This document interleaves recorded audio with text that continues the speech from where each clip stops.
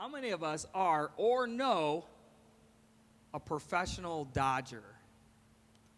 And not the MLB baseball team Dodger, but like the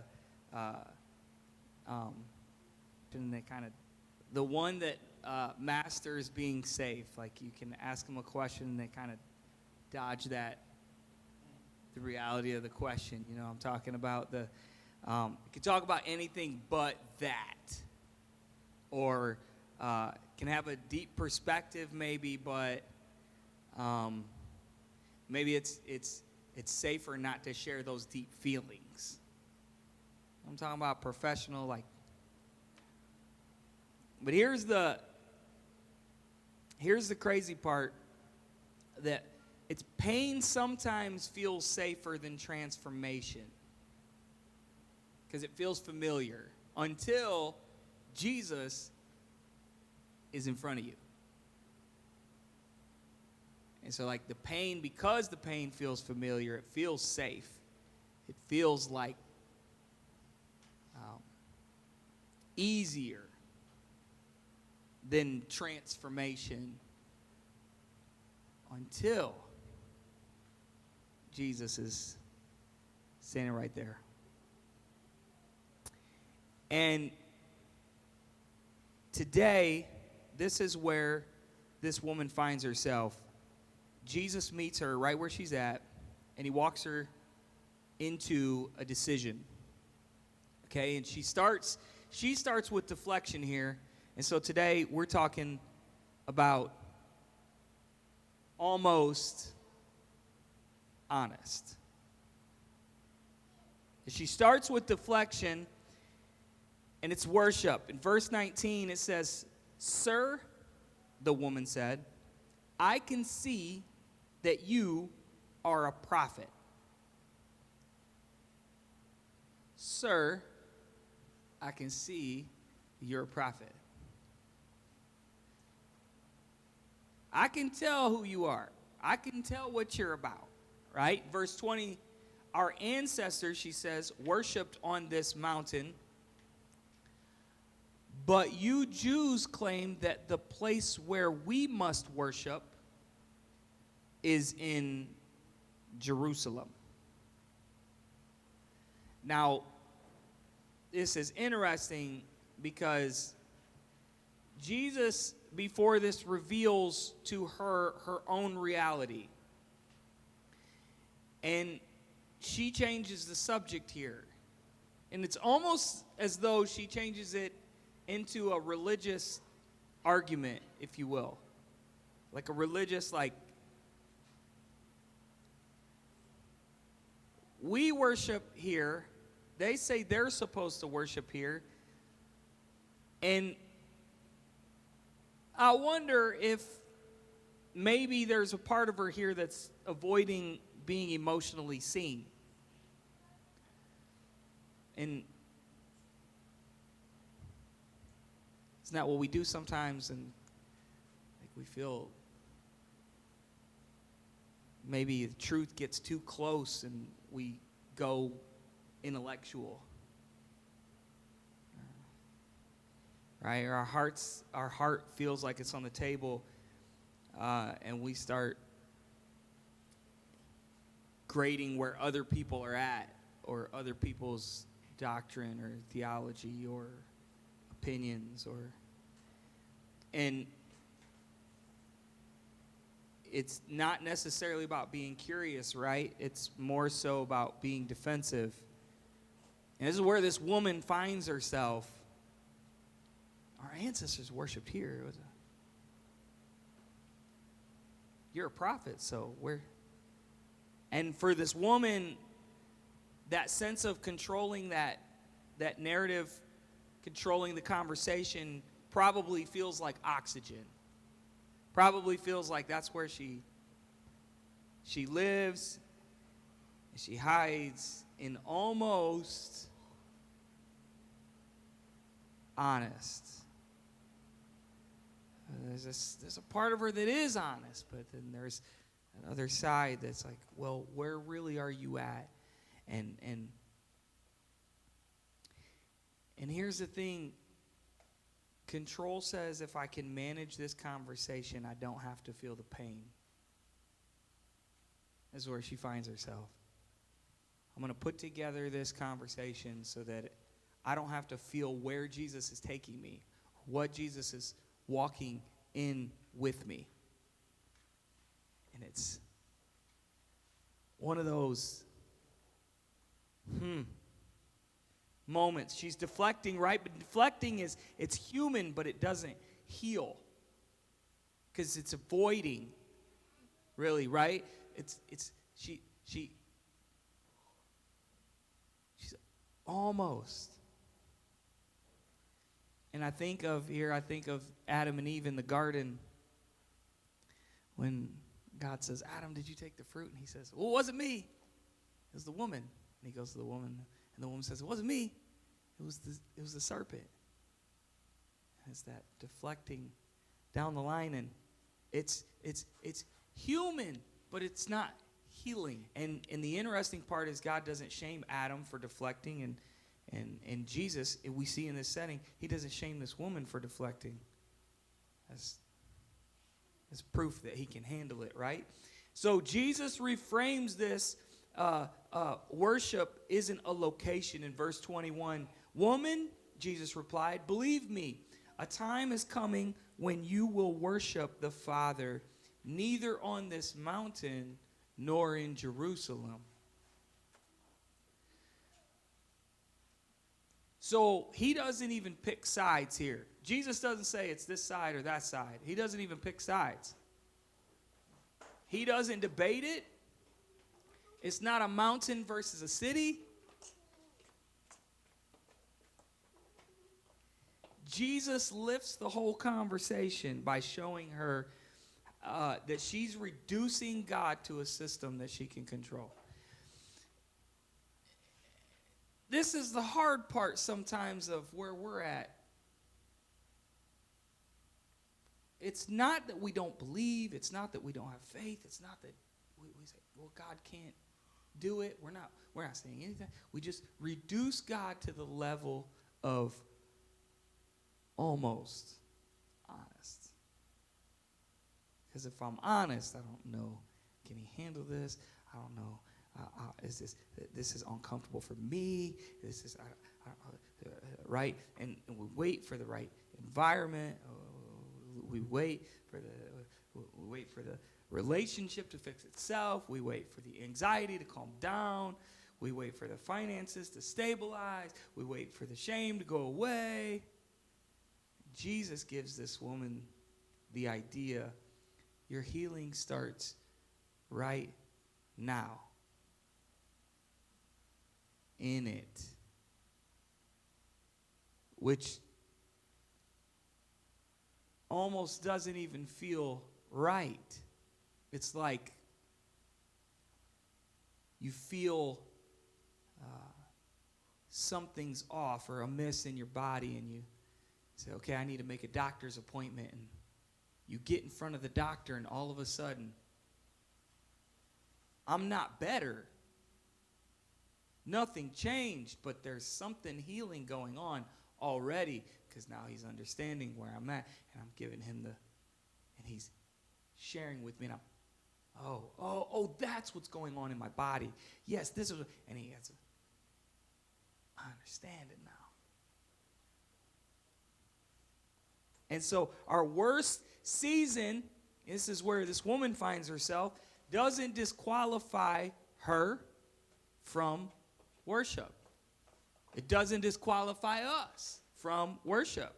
It actually can become our worship. So the worship we see here, we don't have to get it all together. We don't have to wait. We don't have to relocate our trust. We just come as we are. This is where this woman's at. Because worship isn't a place. Well, do we worship on the mountain, or do we worship in Jerusalem? Or where should we worship? And Jesus insinuates to her, worship is not a place. Worship is a surrender. Surrender. If your peace depends on a perfect environment, will you ever be free? This place, that place, this place, that place. Is there ever any freedom in it? If it depends on this, is there ever any freedom? If it depends, though, on surrender, And so Jesus reveals here in verse 22 that the Father is seeking. He says, you Samaritans worship what you do not know. What? What you do not know. This is he says, what the Samaritans, and he says, we worship what we do know, for salvation is from the Jews. And then the beginning part of verse 23 says, yet a time is coming and now has come when the true worshipers will worship the Father. So Jesus names a reality without being cruel. He says, listen, you don't know what you're worshiping.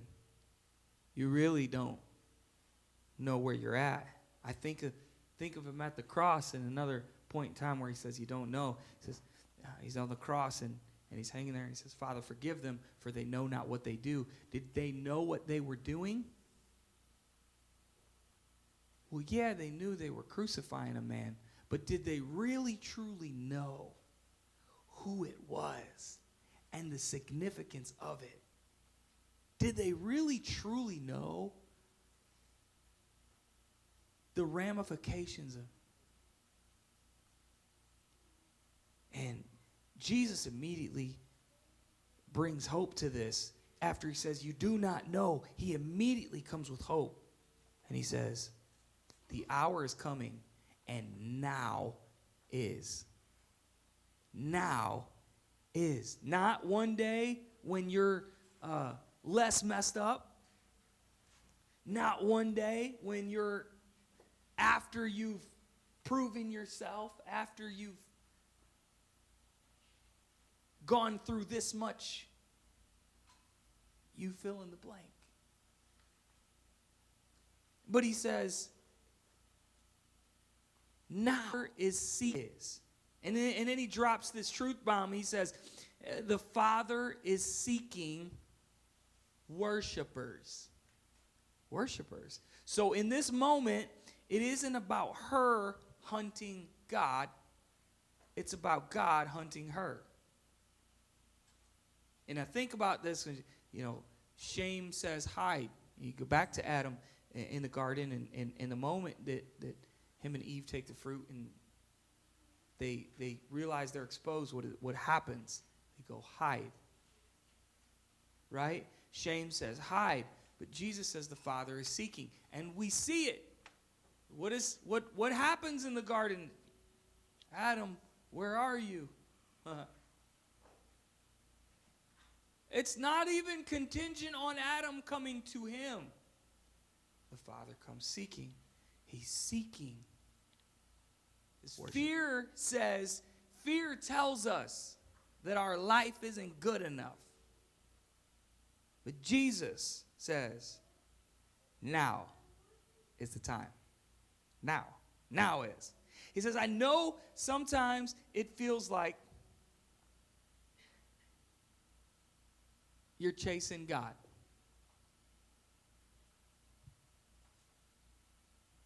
But here's a uno reverse. God is chasing you. God is chasing you. Our confusion doesn't cancel that invitation. Our direction doesn't cancel that invitation. And David said it like this. He said, if I make my bed in hell, he's there. If I make my own bed in hell, in the worst possible condition and state that I'm in, even if I do it to myself, he's chasing me. Well, what a Father. What a God. And so he reveals another truth. He says, and as we continue in verse 23, he says, in the Spirit and in truth. For they are the kind of worshipers the Father seeks. Verse 24 says, God is Spirit, and his worshipers must worship in the Spirit and in truth. And so, Jesus defines true worship with two words: Spirit, truth. Spirit is life. It's not empty and it's not dead. It's life. Truth doesn't hide. It's not fake Christianity. It's just honest.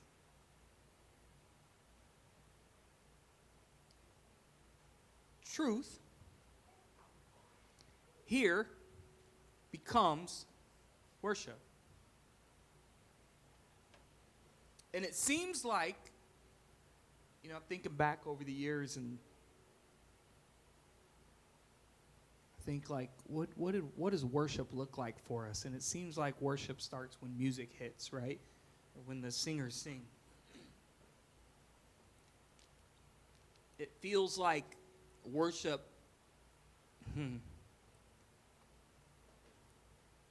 is in the song, but Jesus is saying here worship happens when hiding stops. When a spirit without truth, watch this now. Spirit, life with no truth is just hype. And truth without spirit is heavy. Imagine somebody that gives you truth. Somebody that's always saying something that's true, but they never give you any life with it.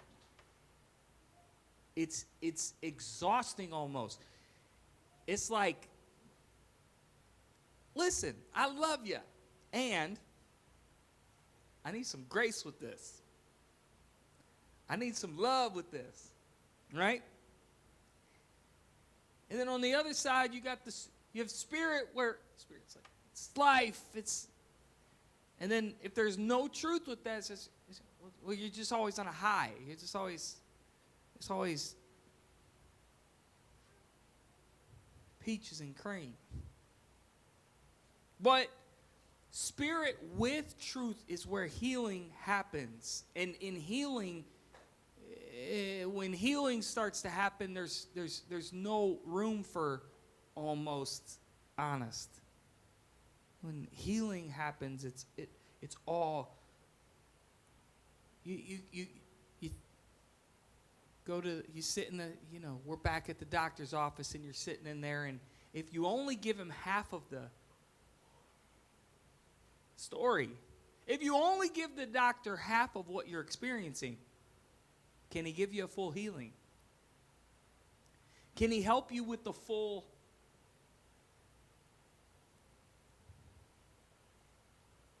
So, what's almost honest? Maybe it's something like, I'm fine. It's something like,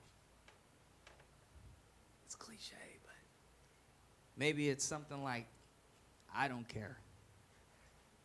Or maybe it says, that doesn't bother me. That don't bother me. Or maybe it says, it's not that deep.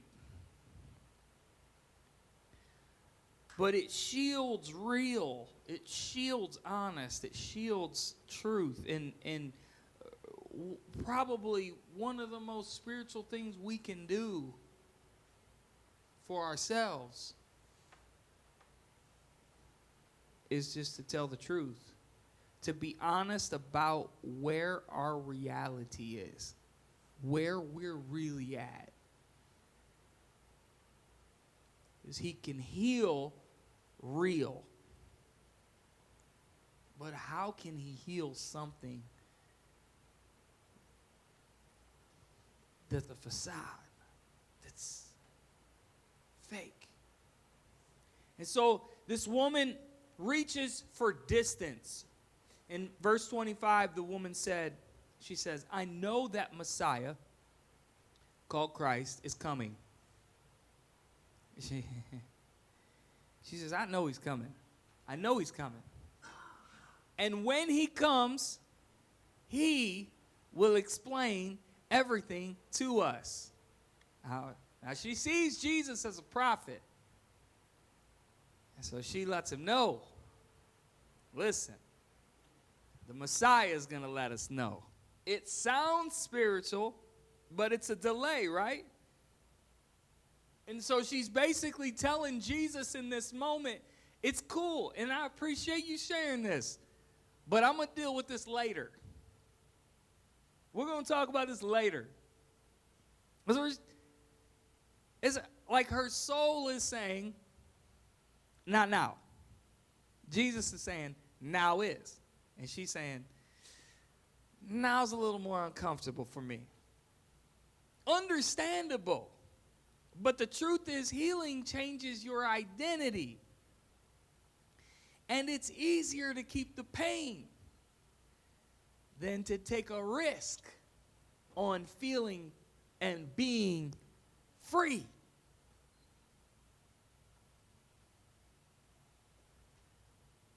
Feeling scared makes sense. But you don't have to let the fear drive you.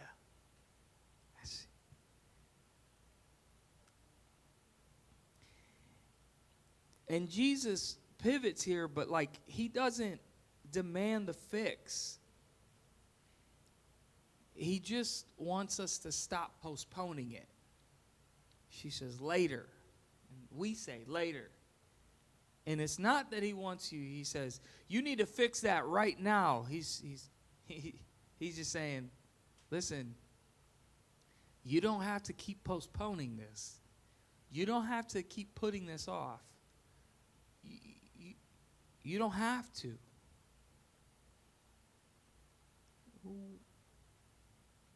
We don't even have to try to be super clear. Make sure that everything's. We just bring our honesty. Be open. I get it. It's complicated. Jesus pivots here to his identity in verse 26. And Jesus declared, he says, I, the one speaking to you, am he. Am he who? The Messiah. So he doesn't end with the argument. He ends with the revelation. He doesn't say, listen, here's the religious system. He says, here I am. Here's myself. I'm here to help.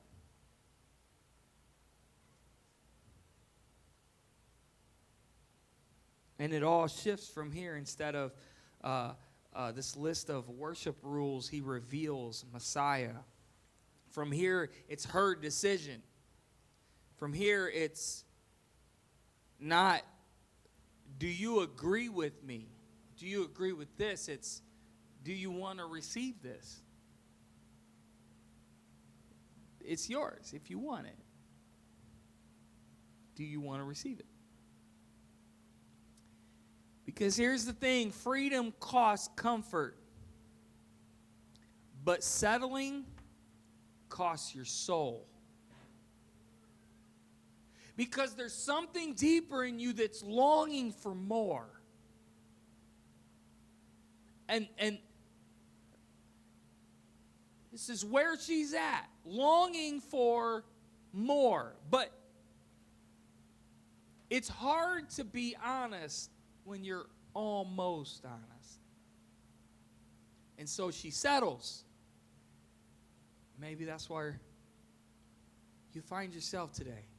It's easy to settle.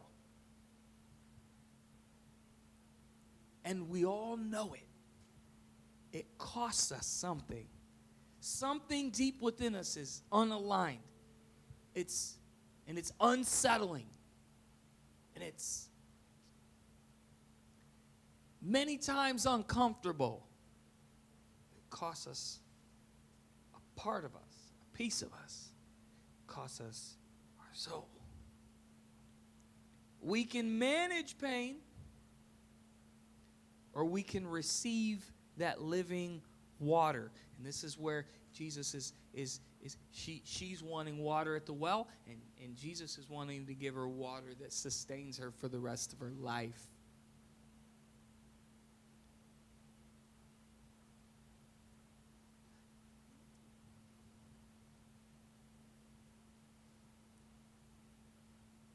This sentence is the part of Scripture that changes it all. In verse 26 again, he just says, just this little part, he says, I who speak to you am he. And so watch this. He tells this woman, I'm not a concept. I'm not a church vibe. I'm not a motivational quote. He says, I'm here. I'm right in this moment with you. Right?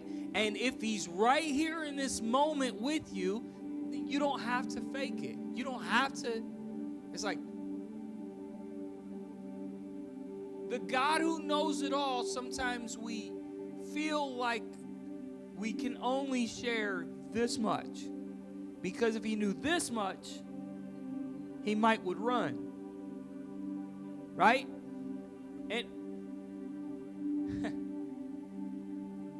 but he says, I'm here. He's in this moment.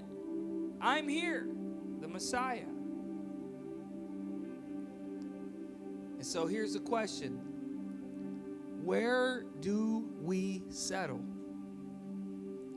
Settling for a version of us that just survives but doesn't live. We survive but don't thrive.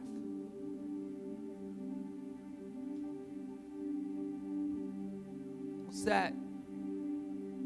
Maybe settling for a coping in us that just keeps us numb. Or for distance, maybe. Distance. Because getting close to you feels risky. I might have to risk, and I'm scared of that. And you seeing me, who I really am, and I'm scared of that. Or settling for control. I need to control the narrative. I need to control the situation. I need to control how they see me. I need to control because surrender feels unsafe. It doesn't feel as right. Again, some pain feels safer than transformation until Jesus is in front of you.